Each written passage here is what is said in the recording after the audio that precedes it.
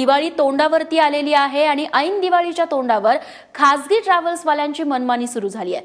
कारण रेल्वेची तिकीटं वेटिंग लिस्टवरती गेल्यानं ट्रॅव्हल्सवाल्यांनी देखील तिकिटांचे दर हे तिप्पट केलेत।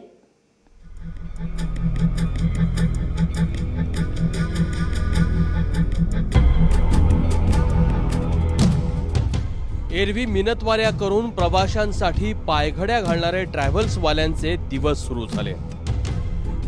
कारण दिवाळीसाठी मुंबईतून तुम्ही गावी जायचा प्लॅन आखत असाल तर आधी खिशाचं दिवाळं वाजणार हे निश्चित आहे।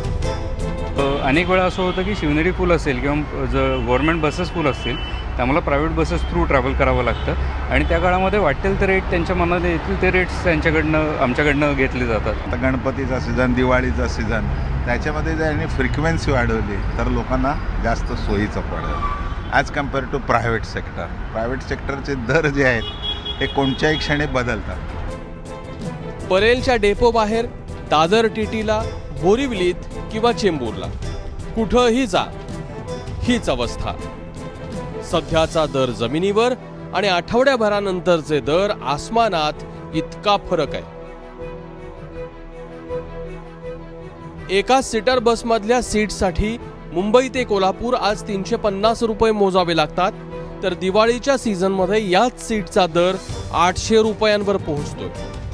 मुंबई ते कणकवली या प्रवासासाठी आज 400 रुपये पडतात, तर दिवाळीच्या सीझनमध्ये 1000पर्यंत खर्ची पडतात। मुंबई ते बीड प्रवासासाठी 350 रुपये मोजावे लागतात, तर त्याच तिकिटासाठी सीझनमध्ये किमान 800 रुपये। मुंबई ते बुलढाणा प्रवासासाठी एरवी 700 रुपये लागतात, तर दिवाळीत हाच दर 1100 रुपयांपर्यंत पोहोचतो।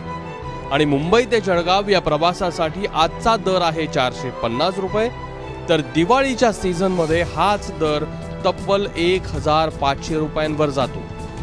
गव्हर्नमेंटचा रेट आहे 450 रुपये, आमचा त्यांच्या गव्हर्नमेंटपेक्षा आमचा रेट कमी असतो। ऑफ सीझनला आम्ही आणखीन कमीमध्ये 300 रुपयात पण घेऊन जातो, मग आम्हाला ते परवडत नाही, मग ते वर्कआउट आम्ही सीझनमध्ये करतो असं असतं। त्याच्यामुळे आम्ही 100 जरी वाढवले तरी पण शिवनेरीपेक्षा आमचे 50 रुपये अजून कमी आहेच। पण परिवहन मंत्र्यांना मात्र ही तफावत दिसत नाहीये। एसटीचं त्याच भाड्यात जर दिवाळीमध्ये आम्ही दिले तर जाण्यापुरती भरलेली असते, येताना पण रिकामी असते। एसटीचा एखादा महाभाग घेताना अशा प्रकारचा तोटा हा पुन्हा आणखीन तोट्यात भर घालेल की 3000 आमच्या सर्वसाधारण लांब पल्ल्याच्या गाड्या ह्या दिवाळीमध्ये सरतातच। त्याशिवाय आणखीन मागणी असते म्हणून 600 ते 700 गाड्या आम्ही अतिरिक्त आता पुरवण्याचं ठरवून या खासगी बसधारक या बस चालकांकडून जी होणारी लूट आहे सामान्यांची ती थांबवायचा निर्णय घेतला आहे। परिवहन मंत्री म्हणतायत तसं असेल तर बरं आहे, नाहीतर यंदाही दिवाळी आधी दिवाळी निश्चित आहे।